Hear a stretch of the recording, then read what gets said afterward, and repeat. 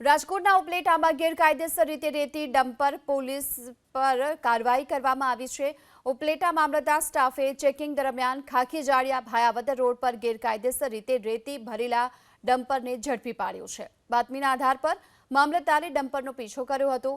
ફિલ્મી ઢબે પીછો કર્યા બાદ ડમ્પર ખાખી જાળિયા પાસેથી ઝડપી પાડવામાં આવ્યો છે। અંદાજિત 22 ટન મેટ્રિક રેતી સહિતનો મુદ્દામાલ જપ્ત કરાયો। મામલતદારે પોતાની નોકરીના 1 વર્ષમાં જ 5 કરોડ કરતાં પણ વધુ ખનીજ ચોરી ઝડપી પાડી છે અને સરકારી તિજોરીમાં જમા કરાવી હોવાનું પણ સામે આવ્યું। આજરોજ પેરણી દરમિયાન ભાયાવદર રોડ ઉપર ખાખી જાળિયા ગામ આવેલ હોય એ જગ્યાએ એક ટ્રક રેતી ભરેલો ગેરકાયદેસર માલુમ પડતા તેનો પીછો કરતા તે ખાખી જાળિયા ગામમાં અંદર ઘૂસી ગયેલ અને ગામ લોકોએ એ મુજબ જાણ કરતા આવીને કાર્યવાહી કરવામાં આવેલ છે।